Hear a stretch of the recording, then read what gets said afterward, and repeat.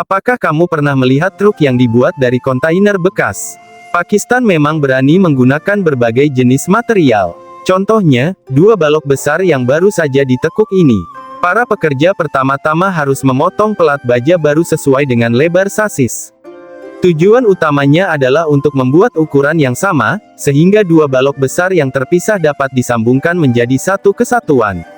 Pembuatan sasis adalah langkah pertama dalam membangun truk. Meskipun mereka tidak memiliki pabrik produksi profesional, di tangan para pekerja berpengalaman, bengkel juga bisa membuat truk yang kokoh. Setelah semua posisi balok melintang dikonfirmasi, untuk menghindari pergeseran saat pemasangan nanti, balok-balok tersebut harus diperkuat dengan banyak titik las sederhana. Ini bertujuan agar celah kecil tidak mempengaruhi kekuatan sasis. Karena sebagian besar bagian sasis membutuhkan banyak sambungan, bagian luar tidak hanya perlu dibor dengan bor listrik, tetapi juga harus dipotong dengan lebih teliti untuk membuat lubang yang lebih besar. Hanya jika diameter dan posisi lubang benar-benar akurat, pemasangan bagian sasis selanjutnya akan lebih mudah. Setelah dudukan kuning dikencangkan sepenuhnya dengan baut, sang ahli akan mengoleskan cairan anti karat di permukaannya. Ini tidak hanya meningkatkan tampilan keseluruhan sasis, tetapi juga mencegah karat yang dapat mempengaruhi kekuatan sasis. Sementara menunggu cat mengering, sang ahli juga harus mengetuk dan meluruskan tabung alur yang telah dipotong agar setiap tabung menjadi benar-benar lurus.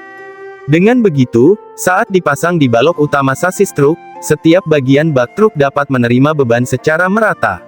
Tabung alur ini sendiri berfungsi sebagai elemen utama dalam menahan beban bak truk.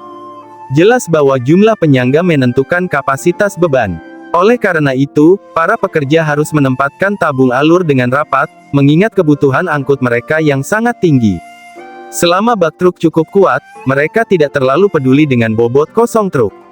Selanjutnya, tabung alur digunakan untuk membungkus bagian tepi, sehingga lantai bak benar-benar menjadi satu kesatuan.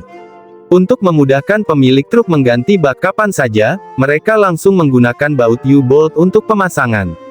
Desain seperti ini benar-benar menjadi berkah bagi para pemilik truk. Setelah tabung alur dan balok utama sasis menyatu, kini mereka bisa menggunakan pelat besi anti-slip yang diperkuat sebagai lantai utama bak truk. Setelah semua pelat besi dimasukkan ke dalam celah tabung alur, bagian sekeliling bak truk harus diperkuat dengan besi siku sebagai penyangga. Ini bertujuan untuk memudahkan proses pengelasan dan pemasangan pelat besi bodi truk di tahap berikutnya. Demi menekan biaya produksi truk, mereka bahkan memotong kontainer bekas sebagai bahan utama untuk membungkus bak truk. Pakistan benar-benar telah memaksimalkan konsep daur ulang. Cara ini tidak hanya menyelesaikan masalah limbah, tetapi juga memanfaatkan sisa kontainer hingga nilai akhirnya. Selanjutnya, pelat baru dipasang dan dikencangkan dengan derek. Meskipun mesin yang digunakan sudah berpindah tangan berkali-kali, setelah diperbaiki dengan teliti oleh para ahli, mesin itu tetap bisa menempuh jarak hingga 200.000 km lagi.